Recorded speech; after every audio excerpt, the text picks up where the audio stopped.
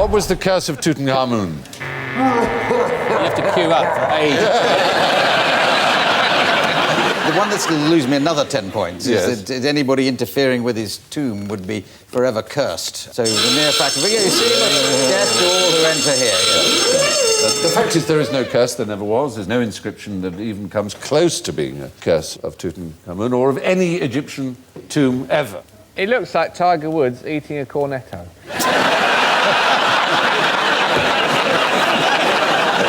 Absolutely right.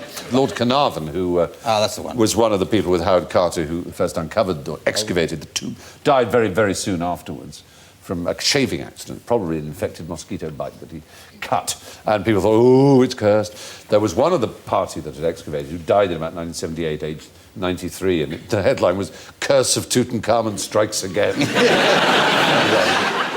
Jane Loudon Webb wrote a novel called The Mummy in 1828 about a mummy coming to life and chasing those who had desecrated its tomb. But the fact is that thorough research has shown that only 6 died within the first decade of the opening, and Howard Carter, surely the #1 target as the chief of it, lived for another 17 years. None of these superstitions should be worried about. Touch wood.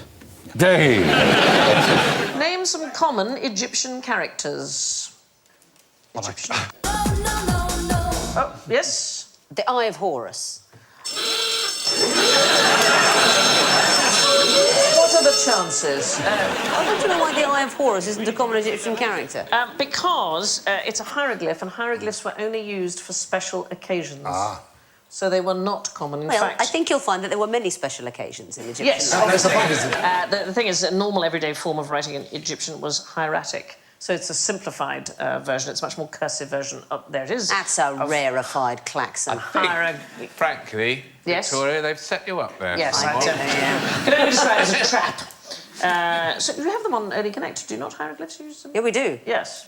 In our first series, it was Greek letters. Right. And people wrote in and said, we like the show, but we find that pretentious. So we began, I think, Series 3 with an apology, saying we'd like to say sorry to anyone that's been enjoying the show, but they found the Greek letters a bit pretentious. We've listened. It's your BBC. You reached out. We've heard you. Please choose your Egyptian hieroglyph. Well, they're for special occasions, you see. Yeah. The thing is that they can have multiple meanings. So sometimes they just represent the thing they're drawing. So it could be a saw of some kind, it could be a tool of some kind, it could be something else. So the nose hieroglyph, for example, means smell or joy or contempt. But no vowels. Again, they're like the only connect thing you have around, don't you, with no vowels. Yeah. There are no vowels in ancient Egyptian hieroglyphs, so we have no idea how it would have sounded. So King Ramesses could be King Ramesses, we don't know. But that's impossible because, you know... Well, maybe, I suppose you can manage without vowels. Because when it comes to diction, vowels for volume, right. Consonants for clarity. As in the exercise that is performed by actors, you repeat the following. Hip bath, lavatory, lavatory, bidet, douche. And that was Are these all things you're advertising?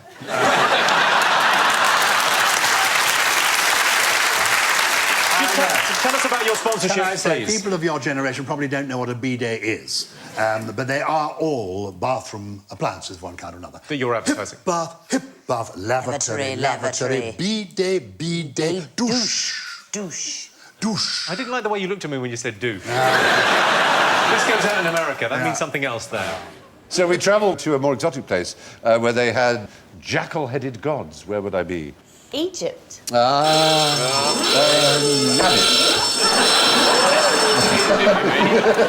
didn't quite say that, Sorry, I did didn't you? phrase that correctly. What? Egypt, you mean? Oh, thank you. It's very kind of you, exactly. Not Egypt, in fact.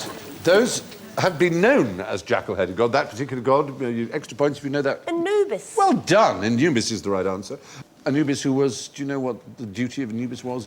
Something to do with death, didn't he? Yes. Guide you into the He conducted you into... Yeah, yes. Brilliant. Another 5 points. I think there's a rather wonderful technical name for a god that guides you into the underworld, like Mercury, who guided you as far as the river Styx, and that's a psychopomp. Is that a good word? A psychopomp. Sounds like something you'd find in a medical examination, doesn't Yes, it? I'm yes. sorry, Mrs. Wilson, you've got psychopomps. It may be benign. They may be We're going to have to malignant. operate. a malignant psychopomp you wouldn't want. But in fact, what has been discovered, and this is you won't find this on Egyptological websites where they'll continue to call Anubis and other Egyptian deities jackal-headed, but the animals that existed at the time of ancient Egypt were, we now know from DNA, wolves, not jackals. So it seems from a zoological point of view, if not from an Egyptological point of view, they are in fact wolf-headed, not jackal-headed. You heard it here first. Very recent discovery. So, simple question, who's happy? He's happy in the picture. Yep. Yeah. Old men with young ladies. Oh, old ladies with young men. I was going to say they Why may, not? they may be gerontophiles. Me, not me. Not you, no. Yeah. Fair enough.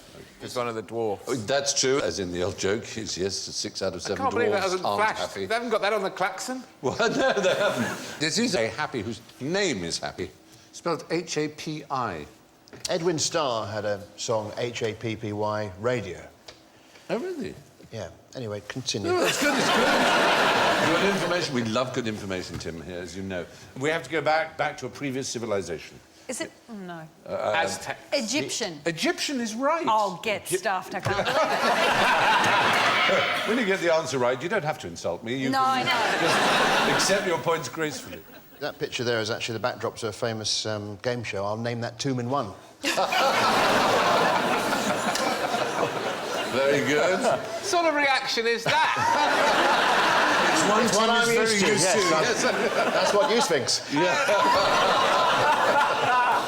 So that is the It's a god... very unusual mind we have on this show. It is. This is a god called Happy, who was always represented as being faintly pot-bellied and sort of hermaphroditic with breasts. Happy had breasts, though was not considered female, and had a sort of harem of... Ladies. Men. Animals. No. Men. Castrati. Frogs. Frogs? Yeah. Frogs, Tim. Hang on. There'll be a pun in a minute. Do you think if the frogs in the harem really started to get it on with each other and one of them whipped out a camcorder, would that be frogs porn? You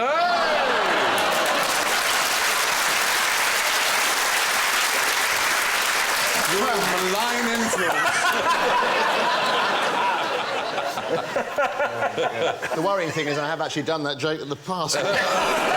Too late now. He's the thief of bad gags. The fact is, Happy was the god who was responsible for the flooding of the Nile, which is an annual event that took place in July and was cause of much celebration.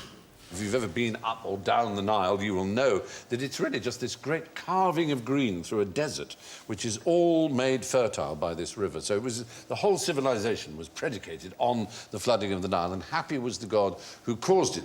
What is the oldest trick in the book? Can we take these off You can now? take them off if you're hot. Otherwise, I'm going to have a sudden desire to sort out my pension. So, what is the oldest trick in the book? Abracadabra. Debbie McGee. Shame on you! It's Christmas as well, isn't it? It is, yeah. Was that charitable? Not really. I'll take that back. OK. Is it an ancient Greek book? It's even older. Ooh. Egyptian? Egyptian is the right answer. I think I might have. You might know Is this? it about a man called Dedi? Dedi? How do you know about Dedi? You're right. He was a man who did the first magic trick, which was, I think, a decapitation of a goose. You're right. And tore it off and did it to impress the king. And it's in an ancient scroll. It which I is? do know the name of. I think I do. Yeah, go on. The Westcar Papyrus. The Westcar Papyrus, this man is How incredible! I should say, you know, I have Do they had... Yes, they do. There is a They certain teach amount this of... in ancient wizardry at Hogwarts. Yes, they do, absolutely, yes. I mean, I don't want you to... This is going to be a very short show. Next question, come on.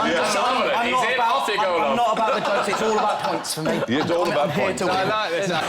Pretty much it. What part of pulling a goose's head off is a trick? Well, no, sorry, yes, and then restored it. That's the And point. he was Oh, that's doing, the sorry, key yes, bit. that's That's the point. It's a Oh, great... the old 2 geese in my bag trick. He did a goose, as you rightly say, then he did a duck, and then he moved on to an ox, and he would wrench their heads off, and then they would be restored. But you may say, I want to see this trick. If this really exists, I want to see it. And that's the point, is it is the oldest trick in the book because it's recorded then, all that time ago, happening nearly 5,000 years ago, but it's still done today. And do you know what? We have a magician who's going to come on and show you that trick. All right? So, but first, ladies and gentlemen, it's Christmas time. We have to summon him.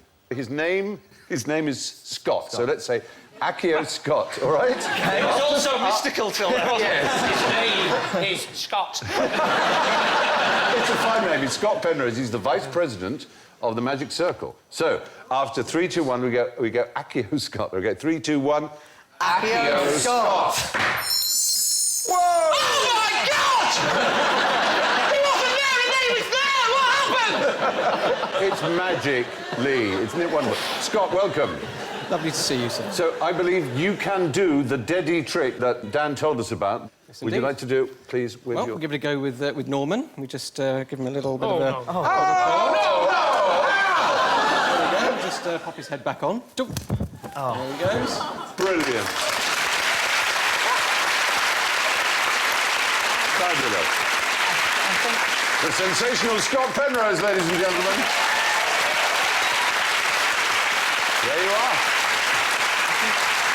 The oldest trick in the book. I can do the first half of that trick. But was it a trick? I mean, so, but...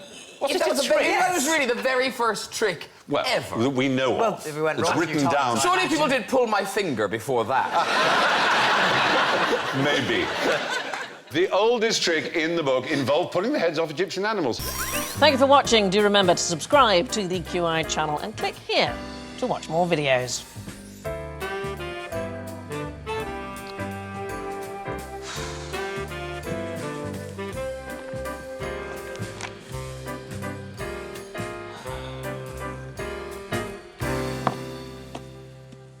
Well, please, come on, pick something.